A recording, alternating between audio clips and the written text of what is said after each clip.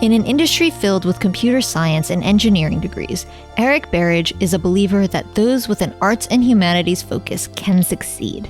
He's an entrepreneur, a techie, and a literary believer all wrapped in one.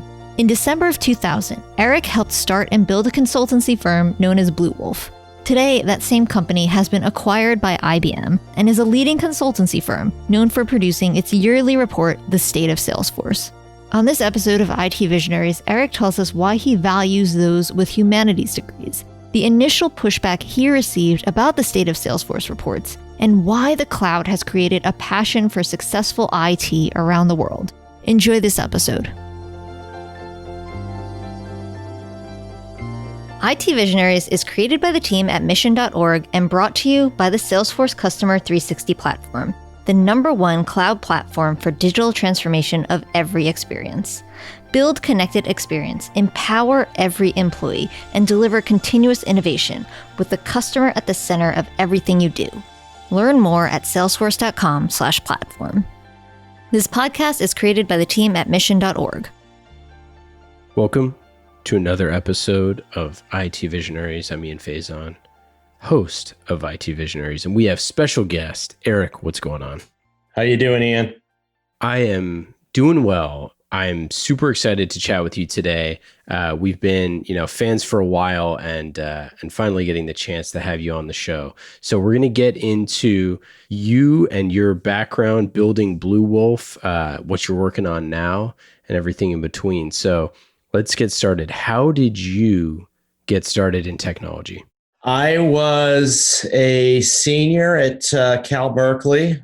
It was getting towards the end of my senior year. This was a long, long time ago, back in 1990. Had no idea what I wanted to do. I was an English major. And my dad told me it was probably a good idea to start trying to figure out how to get a job because they weren't going to support me once I graduated. So I walked into the Career Center at Berkeley, and there were 2 companies interviewing on campus. And this was before the internet. This was, for me to learn about these companies, I either had to know their brands or I had to go into the library and look up microfiche. And one company was called AT&T. The other company was called Oracle. I had obviously heard of AT&T. I had never heard of Oracle. Interviewed with both of them. AT&T did not offer me a job, and Oracle offered me an entry-level job in their finance department. And that was the beginning of my tech career. I started commuting from San Francisco down to Redwood Shores. Larry had just built his first building, 500 Oracle Parkway, and I very slowly took my English degree and started to learn about the software business. And it happens a lot differently for college graduates today. It's not quite that simple, I don't think. No kidding. And we'll get into the Bluewolf story here in a little bit, but I want to know, you wrote a book a few years ago called Customer Obsessed. You just launched a podcast. What are you doing right now? So I left Bluewolf and IBM in October of 2019, and I've taken the last 6 months to really just take a step back and reflect upon my 30-year career. And I really haven't decided full stop what I want to do next, but I am doing quite a bit of writing. I'm advising a few small companies that are just getting going, which is a lot of fun. And we just launched a podcast around Customer Obsessed, where we are interviewing business leaders and entrepreneurs and learning how they're engaging with customers in this digital age and how they're driving customer obsession, which we're big believers in. And I'm spending a lot of time with my family and just kind of taking it organically one day at a time. So this episode will be a little bit different from our traditional IT Visionaries, diving into a particular topic, because I want to go really deep on you founding Bluewolf and the rise of this company that has been truly a unique company built in this technological age. And I'm just endlessly fascinated. We know a bunch of folks at Bluewolf. We know a bunch of folks at IBM. And I'm super interested to dive into it. So how did the company first come about? What was the idea behind this? Our original idea was to disrupt the professional services industry. And this was, to fast forward from my first day at Oracle in 1990, I was now sitting it was the end of 2000. I had left Oracle. I was at Oracle for about 8 years. Oracle had actually moved me to the East Coast. So I had been living in Manhattan with my fiance for a period of time, and was part of a startup that was a high-flying e-commerce software company that was part of the dot-com rush. We went public, and I ran the East Coast for them at the time. It was a company called Interworld, competed with organizations like Broadvision, Blue Martini, BEA, IBM WebSphere. And we were really one of the companies that was helping organizations to go online and sell their products for the first time. The company did very well for a very short period of time, went public, stock went to 90, and within 6 months was just about bankrupt. So I'd kind of seen a rise and fall of the dot-com software company. But during that time, we had become very familiar with the professional services business because we relied on the large systems integrators to implement our products. And we worked with Arthur Andersen and Price Waterhouse and KPMG and a lot of these big names. And there was also a whole slew of dot-com birthed services firms like Sapient, who are still around, companies like Razorfish, US Web. And we had just watched these consultancies come in and pitch these long multi-year projects that never ended, that never actually had real outcomes, that were really fraught with risk. And a colleague of mine, Michael Kervin, and I took a step back and said, you know what? I think we could disrupt this. I think organizations are interested in time to value, and they're less interested in spending millions and millions of dollars on these software projects that appear to be never ending. And again, that was a long time ago. That was right before 9/11 when we started Bluewolf. We opened a little office in Manhattan on 20th Street. It was above a gun club, and we had about 800 square feet that we shared, and we just started calling customers, asking them what they needed. And from there, we started a services firm. Yeah. I mean, what was the state of the ecosystem at this point? I mean, like, for our listeners, for our CIO listeners who were, in IT back then, like, how did IT shape the business world and vice versa? Like, what was the state of affairs? Because, one of the big things with Salesforce specifically for years was that they were kind of selling around IT. It was like kind of one of the big things, and kind of, upsetting a lot of CIOs who were not involved in that process. And we've actually talked to some folks on our podcast Marketing Trends about like shifting that mindset and how to include IT in the conversation and things like that. But I'm just curious, like what with these massive implementations and these multi-year timelines, like what was the state of affairs? Well, there were two things going on. You had, the internet was all the rage. And CIOs were trying to figure out, they were trying to figure out how to launch websites. And if you really look back on what they were trying to launch, it was pretty simple stuff in today's world. But back then it was really complicated, and integration was complicated. So you had this internet boom, but then you also had the Oracles, SAPs, Microsofts. You had all the BI vendors like MicroStrategy, Business Objects, Cognos. You had, you had all of these massive software packages that were all on premise, that all required the CIO to sign contracts with a hardware vendor, an application vendor, a database vendor, sometimes a web application server vendor. Your stack involved this multi-pronged contracting approach where all the versions had to line up correctly, all the patches had to be applied correctly. And to get that stack to work, it was a freaking nightmare. And so, we didn't start in 2000 working with Salesforce out of the gate. We were aware of Salesforce. I knew Mark from Oracle, and we were kind of following them, but they were so small. Yeah. In their early days, it literally looked like they were just going to kind of be a competitor to Act or maybe Goldmine. It didn't really look feasible that they were going to be able to go after the Siebels and move upstream. But what was going on is these CIOs had bought so much of this software. They were mired in the muck of trying to get all this stuff to work. And you're right, Mark did an end around. Salesforce just started slowly selling to the business. And We started working with him probably about 18 months into our existence. I had ran into Mark at a conference in New York City, and he said, look, you got to build a practice around my product because I'm going upstream. And so we started immediately hiring people around it. And the first 3 or 4 years, 5 years, we just sold straight to the business with Salesforce. And the CIO was off still tending to this other stuff, which, it was well before the word cloud had been termed. Early on, Salesforce was calling it on demand. It then got labeled SaaS. It then got labeled probably not until, I don't know, 06, 05, 06, it got labeled cloud, maybe 07. But you're right. Like the incumbent CIO, their world was completely ignoring what was going on with these future cloud companies because they just had so much stuff on their plates. And our timing actually was perfect because, truth be told, we didn't really know a lot about professional services. We just observed it from the sidelines, but we knew how to sell. We knew how to get in front of CIOs.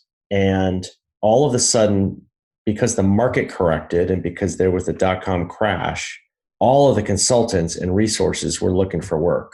So it was very easy for us to attract them into our company as we were selling into this dysfunctional world. Well, yeah. So what were those 18 months like before kind of you saw that, supporting Salesforce was the way to go? Like how many employees did you have? What were you said that you were great at sales. Like what were those sales conversations like? Who were you talking to? What was the scope of works? Like, well, what did that look like? Yeah, I mean, I'll say our first year, but it was probably really our first 2 years. Michael and I literally sat at our desks every day and forced each other to make at least 50 cold calls. And we tracked those calls on little sheets of paper. We didn't use Salesforce out of the gate. We actually used Act. We tracked all of our activity, and we started in the tri-state area. So we primarily started in New York City, and we just networked our way into companies. And what the conversation we were having was, look, we know you have all this software, Mr. CIO, that you don't know what to do with, that you've bought over the last 3 or 4 years, and you can't now afford to bring in the big consultancies because your budgets have just been stripped. You've got to show some value back to your business. And so we started to hire these consultants in the marketplace that were the good ones. And a lot of them were taking pay cuts. A lot of them were just looking for work. And so in a weird shift, we were able to get the best consultants, mainly around technologies like Oracle and some of the business intelligence products that I named a few minutes ago. And the CIOs just ate them up because they were out of trying to sign these multi-year agreements with the big firms, and they wanted to work with boutiques. And Bluewolf came to market as a boutique at the perfect time. And then the Salesforce stuff started to kick in, and that became our ultimate calling card. Well, it reminds me of when the shift to digital marketing kind of started taking over, and people would go to their monster ad agencies and be like, hey, what is your strategy for like marketing automation or these, kind of growth hacky sort of things. And then they'd have to go to boutique firms who were just taking people that were super sharp at, a handful of things like SEO or whatever it is that the larger companies didn't have capacity for. But the interesting thing that you were kind of saying there is like how the market kind of adjusted to the fact that like they didn't have the budget for the big firms. So those larger firms' business models and the kind of, for lack of a better term, the bloat or the scale that they had achieved actually worked against them to fight and win those, those deals that you're like, hey, we can do this for a fraction of the price and you're going to get the same level of talent. 100%. And we had back then, and I'd have to dust off the archives to remember exact messaging, but we would go in front of CIOs and say, look, let's pick something where I can get you live in 90 days. Yeah. Let's talk about an initiative where 90 days from now, you can go to the business and say, okay, this is working now. What they were buying is they were buying that sort of message, but they were also buying the fact that we had the best experts that we could get in front of them. And at the end of the day, customers want to buy expertise.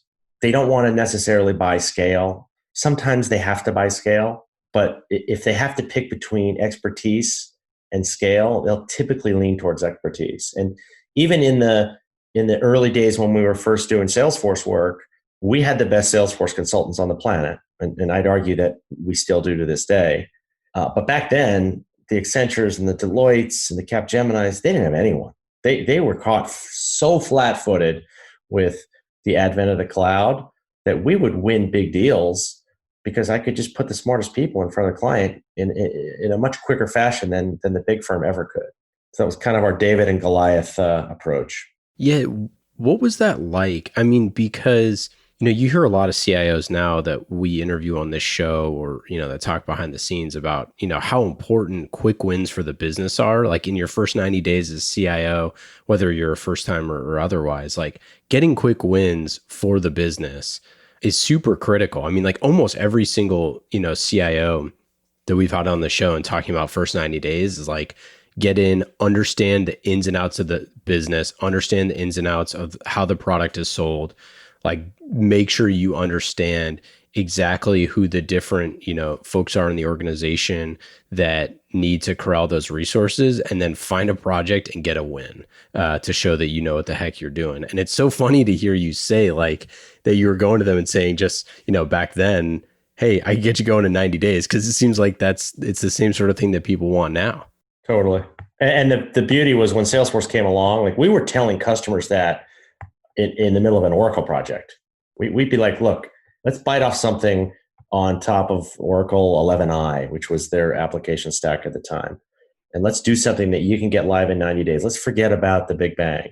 Then when Mark came along with Salesforce and this thing was already working and it didn't require the CIO to buy any hardware or software or storage, it was secure. We could configure it. Like 90 days became easy. Like we had projects where we'd get clients live in a week or 2 weeks. And the business, well, first of all, the CIOs wouldn't believe that message initially because they had just been so damaged with how complicated software had become. But when that started happening, like light bulbs just started going off. And the funny part was the big guys still ignored it for a long time. And the reason the big consulting firms ignored Salesforce for a long time, when I say a long time, I would say if you really looked back, Accenture didn't really start going with the Salesforce practice until probably 2008, 2009. So we had a good 8 years of runway where the big firms couldn't get into this space because most of their resources were so focused on technology, how to install a database, and how to upgrade and patch and how to run hardware, that the real skills that the business needed, which were, let's talk about your business process. Let's talk about the change management required to get your sales organization or your service organization to use this new technology. They weren't tuned up for those sort of conversations. And we built our whole business around it. I never had a lot of technical consultants. We always had business process consultants. We had people that could speak the language of the business and then could take a product like Salesforce and very quickly turn it on its head to mimic that business process. So it was a great run. Yeah, I mean, so what was the response from CIOs? Because like I would imagine that if one of the biggest struggles is speaking the language of the business and understanding those processes and the playbooks. Like, what is your CRO running? Like, what are the different things? What's the motion? What is your marketing team doing to drive demand gen? Like all those things that if those folks can't speak that language, how fortuitous to have a consultancy that does speak all of that language that can kind of be the blend between the technology and the business side. Like I'd imagine that was received really well, but also potentially could have been received poorly from some folks. Well, I think initially CIOs were in denial. They just didn't believe that the cloud could be as productive and as quick of a time to market engine as it really was. But then the good ones woke up and said, wait a minute, this thing is going to completely change the arc of my career because it is going to be so much more feasible for me to prove value in front of the business. Those are the CIOs that started showing up at Dreamforce 12, 13 years ago and really jumped on the bandwagon and then figured out a lot of these applications and have completely restructured their shops. And it's been, the cloud has been an incredible engine for CIOs to grow their careers over the past 10 to 12 years. But early on, there was a big sense of denial. And quite frankly, early on, Salesforce was trying to ignore the CIO. They were trying to get stuff done without the CIO knowing. Obviously, that that changed as they really started doing business with bigger companies. But I think to your real question here, the beauty of this thing is a good services firm today absolutely takes ownership of that ongoing translation that happens between IT and the business, because there's always a little bit of a language disconnect. And the IT organizations that can work with someone to take ownership of that conversation and provide transparency back to the business and continually prove that they're providing value, those are the ones that really help organizations to grow and help organizations to be innovative. Well, and I think it's really interesting that, a hallmark of your career has been about being customer obsessed. And obviously, that's why you wrote the book and just started a podcast about it. But, the idea that if you're truly helping, if the people that you're working with, if their customers are the most important things, then you need to understand what their customers are going through. Like, if you don't understand that, then fundamentally you're not going to be able to corral resources and technology around solving those problems. I would imagine that was not a popular way of thinking for other consultancies. Am I wrong? I think it was a cultural shift for the consultancies that had legacy cultures, that had legacy resources, and that had really been making their hay by just providing technology resources into IT shops.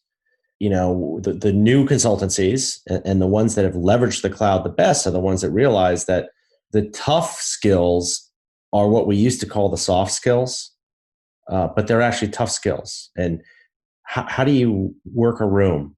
How do you drive requirements and business outcomes out of business leaders? How do you tell the business that they're wrong and that what they're trying to do is actually not the right approach if you're going to achieve the vision that your CEOs set forth? So as a consultancy, we were always working on the tough skills. We knew that we could figure out the technology. I mean, that's becoming the easy commodity to learn. The tough commodity to learn in this day and age is how do you really help businesses define who they are and where they're going and how they can use technology as an enabler? Because technology is never going to be the thing that's going to carry the day. Your people are, your brand is, your innovation, the level of innovation that you can provide a marketplace is. So that's really where we spent our time. And that was fun. Yeah. And one of the things that you did, which I found extremely fascinating, is the focus on people with humanities degrees. So why'd you do that? Well, for starters, to me, the irony in the technology marketplace is the most expensive skills to hire are the ones that have all of the badges and credentials and computer science degrees and have, put the hard work in to figure out how the machine works. Those are the hardest skills to hire and the ones that you're going to spend the most money on. But to me, the skills that were the most valuable were the skills around things like teamwork and collaboration and creativity and kind of art of the possible thinking. So we started to figure out that we could recruit from schools and really all walks of life outside of the computer science ecosystems. And we started hiring artists and musicians, and I hired a bartender, and we had so many stories, and still to this day do at Bluewolf, where we would take people that just had a knack for leading, had a knack for creativity, and we'd immerse them in the technology and they'd figure it out pretty quickly. And these people aren't, they're not writing code necessarily, but they're taking this configurable cloud world that we all live in and they're making sense of it. And they're familiarizing themselves with the technology to a point where they can take a business idea and they can replicate it in these applications. And that became a big piece of what we were doing. So you spoke about how important it was to have essentially really smart people, the experts on your team. And at some point along the way, you decided to say, hey, we have all this knowledge, we have all these experts, we have all these ideas, and we know Salesforce better than anybody. We should make something called State of Salesforce. How did this go down? Because I've heard Corinne, your former CMO's version of this, but I want to hear yours. Well, so we decided pretty early on that we wanted to market ourselves similar to a product company. We decided that brand and our story was important that we looked and smelled and felt like a Salesforce did. So we invested in marketing and even product marketing in a way that services firms typically don't. And this was also when the whole social media world started to explode. So we started leveraging those channels, which allowed us to look a lot bigger than maybe we actually were. And one of the ideas that we had was like, let's become the voice of reason and of objectivity inside of the Salesforce ecosystem. So Corinne and her team came up with this great idea to start the State of Salesforce. And I think it's now a decade old. We would publish it every year. We did a ton of very detailed surveying, and we partnered one year with MIT to help us across the whole global Salesforce ecosystem. We interviewed CIOs, head of sales, marketing services, and every year we tried to develop a point of view around what customers were doing successfully with Salesforce and what customers were struggling with inside of Salesforce. It was a very honest report, it still is to this day. And I think where you're going with your question was early on, Salesforce hated it. Here I was running a business that was extremely dependent upon their product and their success. And, we needed their endorsement. Yet we published a report that was somewhat controversial in its early days. And I remember getting phone calls from, I don't know if Mark ever actually reached out to me, but he definitely had people reach out to me, telling us that we couldn't publish this. And look, at the end of the day, it supported the whole ecosystem. It wasn't trashing Salesforce. It was just trying to be this voice of objectivity and reason. And I would say that was in their less mature days. But we held our ground, continued publishing the reports. It became our biggest lead generator and still is to this day. And we use it for a big piece of our brand.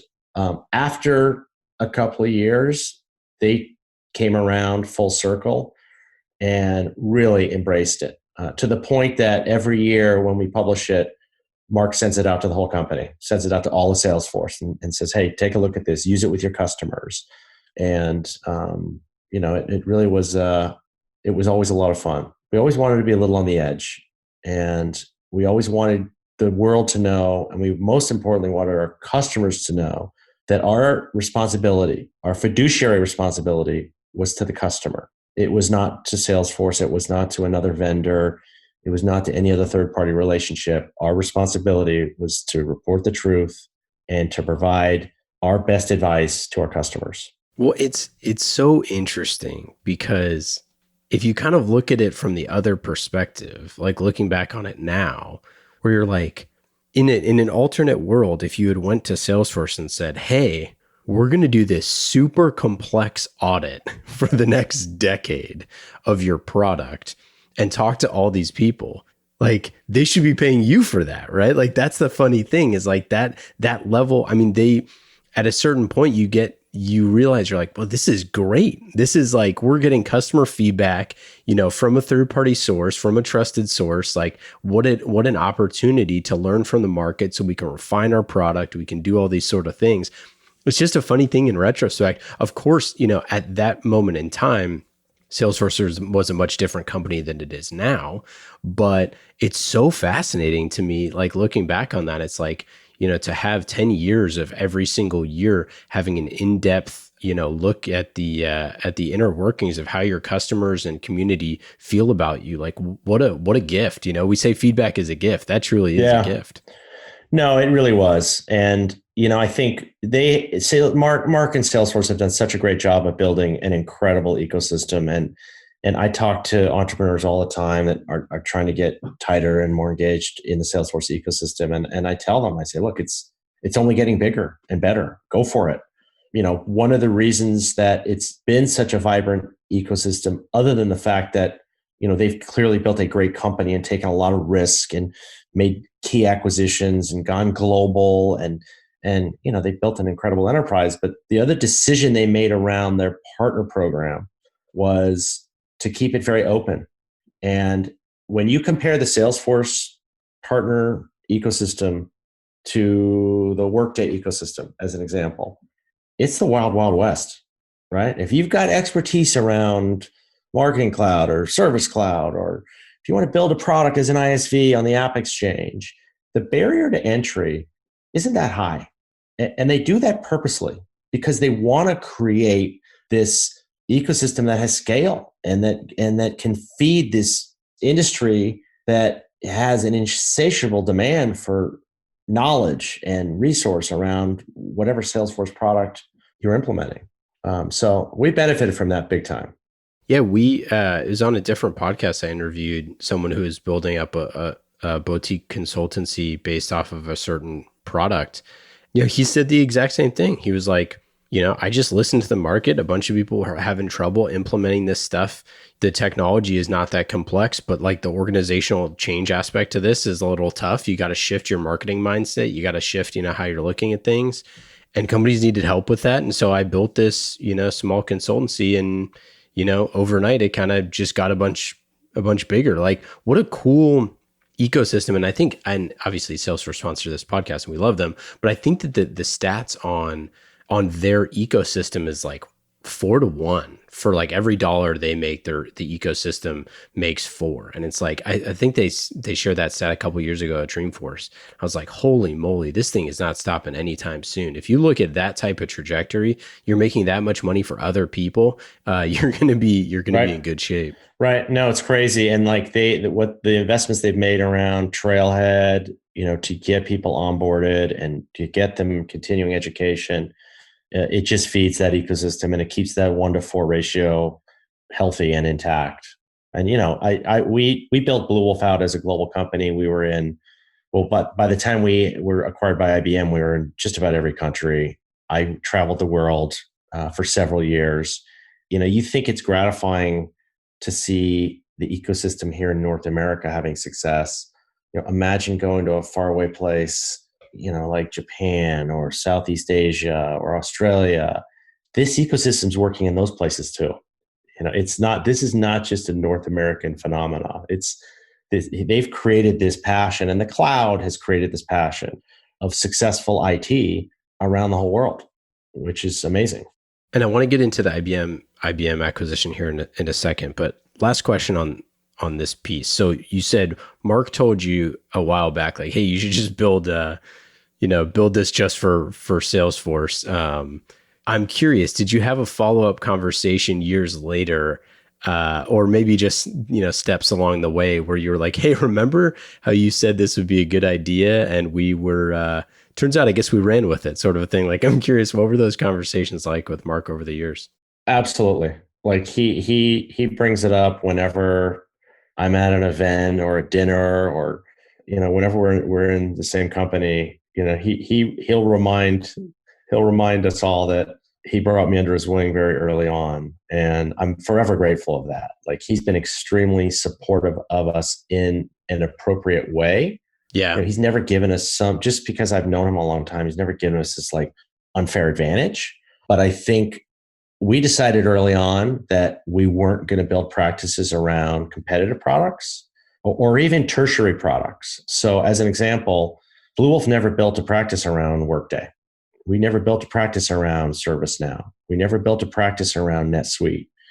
And this seems like an easy decision now, but quite honestly, it wasn't back then when Salesforce was a much smaller company. We said, you know what, let's just stay true to this Salesforce DNA. Let's stay true to this company. We're going to have our catfights with them, which we did. Like, the State of Salesforce was not the only time we had some friction with Salesforce as an organization. We had tons of friction over the years. We were in the seat of, we've got to make the customer successful in a real world way. They were in the seat of, we've got to market and sell software. And those two things sometimes have competing interests. But we stayed true to Mark's vision, and I think he's always respected that. And I know that we've kind of built this loyalty with him and with them, because when we did get acquired by IBM, he couldn't have been more supportive. He was a big part of that. Yeah. So how did that happen? How did that come about? Were you looking for something like this, or what happened? So when Michael and I started Bluewolf in 2000, if we had gone out to try to raise money for a professional services firm while the dot-com crash was happening, we would have gotten laughed out of every room. So instead of raising money, we just started picking up the phone, trying to get in front of customers. So we found ourselves in a pretty unique situation where we never had investors that were itching for an exit.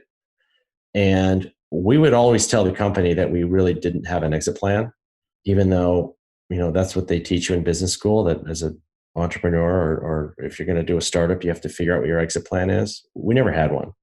But as the market became more mature and as the Accentures and the Deloittes started having a lot of success in the Salesforce ecosystem, I knew that we could not scale to compete for the biggest deals in the Salesforce world if we didn't either A, go out and raise a ton of money and then put ourselves in a position where we weren't driving profitability.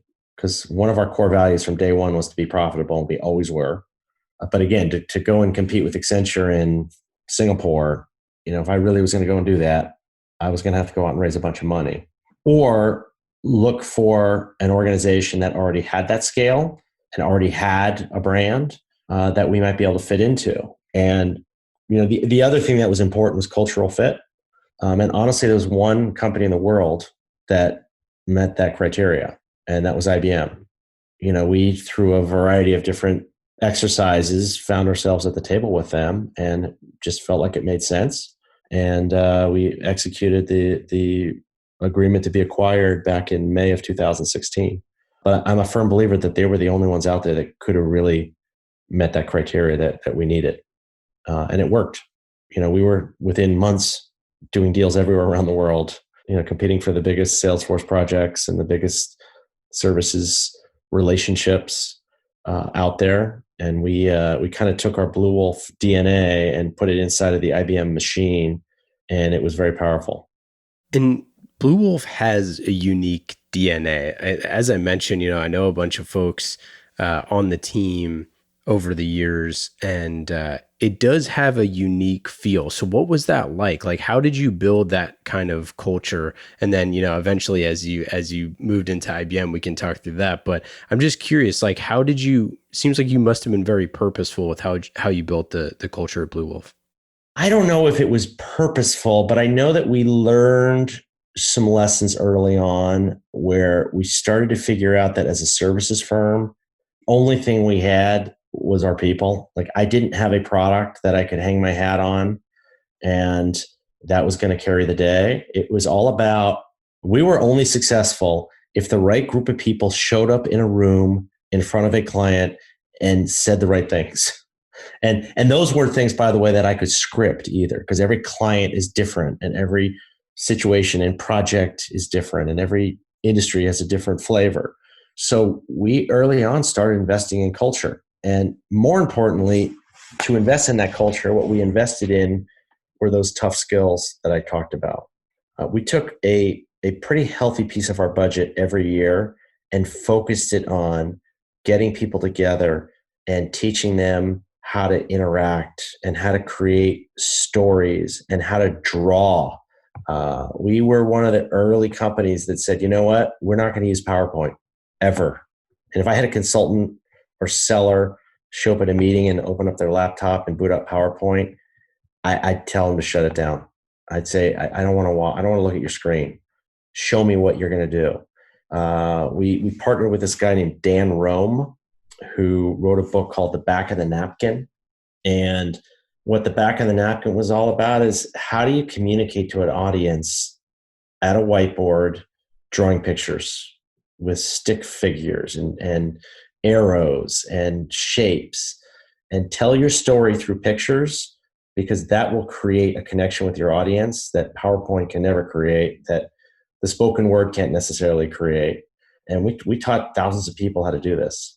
So we pride ourselves on being able to walk into a room and engage a customer or a prospect in a way that they'd never been engaged before. There's that great scene from Mad Men. I don't know where they're selling to Kodak, and Kodak's trying to figure out what to call they were calling it the wheel, which turned out to be the slide projector. And Dan Draper calls it the carousel. We used to use that scene in training sessions. Like, you have to create emotional connections with your audience, whether you're selling, delivering, and that just became our culture. We prided ourselves on being able to present, being able to use humor to engage different constituents in the organization.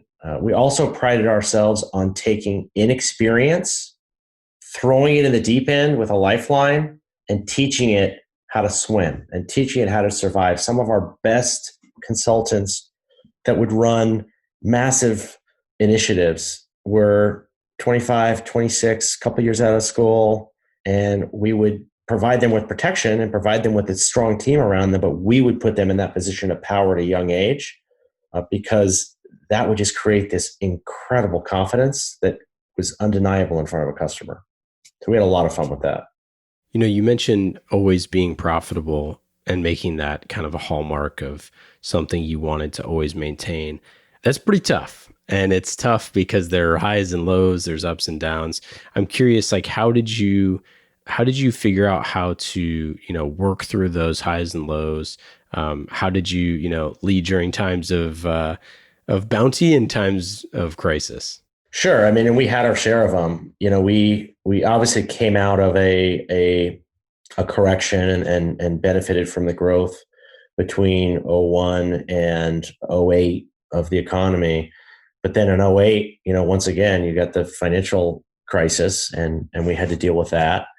At the end of the day, on our toughest days, our edict was go and see a customer, go get in your car or get on the subway or get on BART or walk down the street and go and see a customer. And look, every entrepreneur has a different personality. I definitely had my dark days. I had more than one night where I was pretty sure we were going out of business in a short period of time. But the salvation was always the customer. You get in front of the customer, you hear what the customer needs. It's more of a listening exercise than it is a selling exercise. As long as you can get in that door, customers will talk. And they're typically giving you the truth. And if you can come up with solutions around their needs, you're always going to have a business. So our profitability and our growth metrics were easier to obtain because we didn't waste a lot of time with a lot of internal bullshit. I had one individual running HR for me when IBM bought us. Wow. And we were in 5 countries. We were a self-governed organization. We didn't spend a lot of time on internal stuff. We invested in our people and we got in front of customers.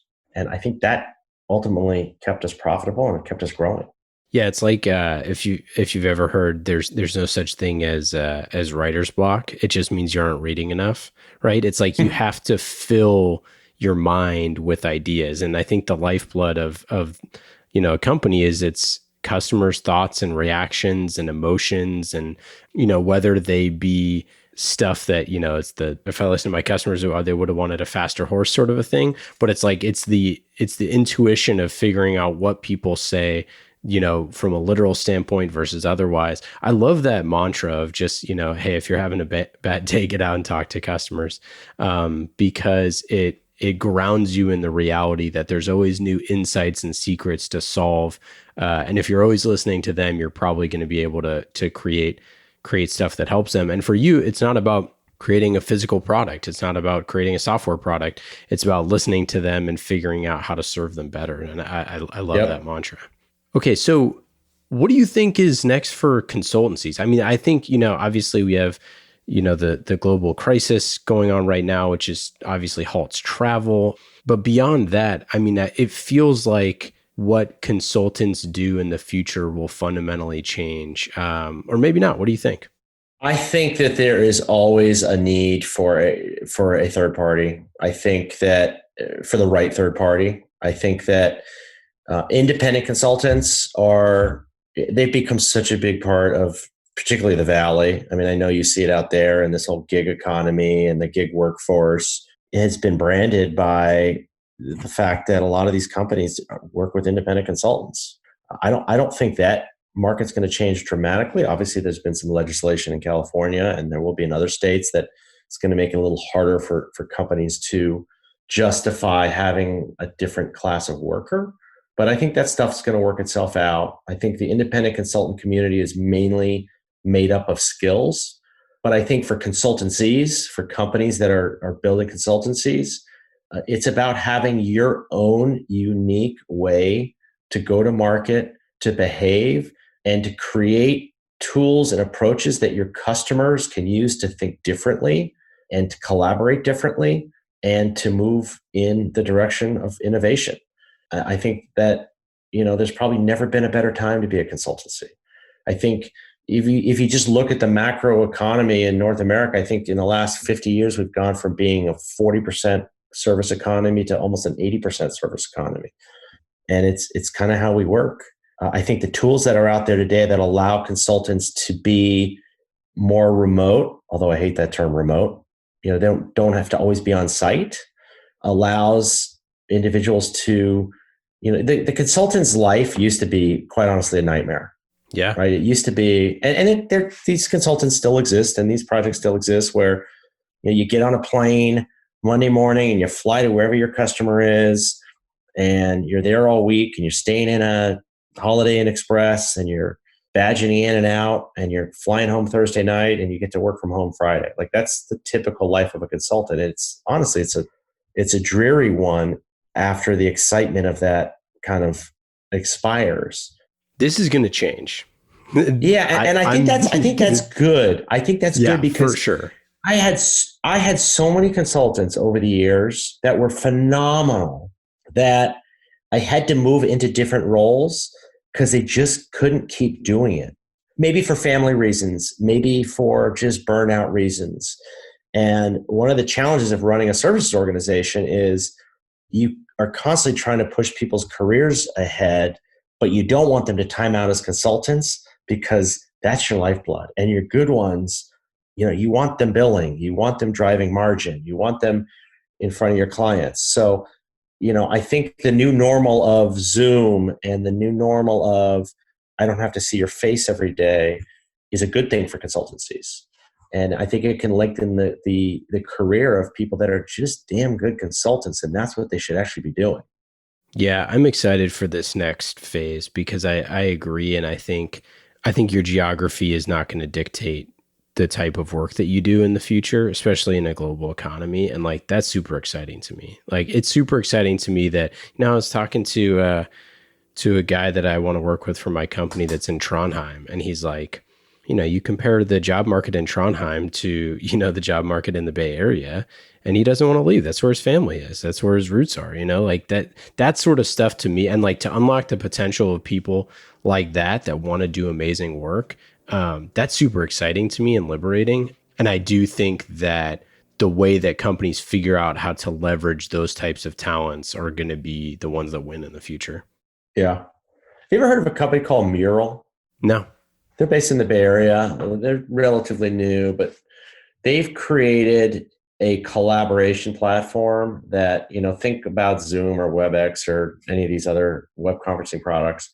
Mural basically allows people to interact as if they're at a whiteboard online. And it's actually a fascinating platform that a lot of the big consultancies are starting to use because cutting down on this travel-oriented workforce helps companies from a bottom line perspective. It's better for the environment, and it's just better for work-life balance. And that's not to say that you need to be there for the big meetings. You need to have a physical presence in front of your customer on a regular cadence. But just clocking in and clocking out, showing up just to show your face, I think there's a lot of wasted energy in the workplace that we can put to better use. Well, it's about depth of the engagement, not the frequency of the engagement. I think that that's the thing that the best salespeople in the world understand, right? It's like why, so much business was done on golf courses and otherwise. It's like, hey, let's hang out with somebody for 5 hours and we're going to talk about business for 30 minutes. But the rest of the time, we're getting to know each other and figuring out what we need. And I just think that sort of stuff is so important going forward. And it's like, it's not about being seen. It's not about, clocking in. It's about being responsive. It's about being timely. It's about, understanding what people are saying. And sometimes people, I think the other piece of this is that the 30-minute time slot that everybody meets in now, because our calendars are structured that way, it just is only there because that's how our calendars are structured, right? It's like, that doesn't mean that that's the optimal meeting time. And in fact, I think it actually makes it the opposite, that the depth of engagements are you're less productive in the 30-minute meeting. I think as somebody said that they switch every 30-minute to a 15-minute meeting and every hour to like an hour and a half. And they saw a huge difference in production, because it's like, you can always shave off 15, and then for the super deep work, you want to go longer. So anyway, there's lots of different things there. I digress, but I think it's a fascinating thing specifically for consultants and how they're run in the future, when those folks are on the clock to provide value. Yeah, no, I couldn't agree with you more, by the way, about the calendar. I've thought about that so many times. Like, just because it says 30 minutes, like, this could be a 5-minute conversation. It could be a 10-minute conversation. When I think about how I manage people, yes, I do my one-on-ones, and I try to have some structure in how I manage the employee-boss relationship. But my favorite way to manage people is just to speed dial them during the week when I've got downtime. And, those conversations were the best conversations we had, that came up with the best ideas. It wasn't the pre-scheduled meeting where everyone came in with their armor on and their point of view, and you said your piece and you left. Like, the best times building our business, literally, we would just be freewheeling it. Well, Eric, it's been awesome having you on the show. Thanks so much for joining. Any final thoughts? By the way, everyone, check out the podcast, check out the book, Customer Obsessed. Anything else? No, it's been great, Ian. Thank you so much. I love your work, and anything I can do to help, let me know. And hopefully we can all be out in the field again soon. All right. Take care. All right. Thanks so much. IT Visionaries is created by the team at mission.org and brought to you by the Salesforce Customer 360 platform, the #1 cloud platform for digital transformation of every experience. Build connected experience, empower every employee, and deliver continuous innovation with the customer at the center of everything you do.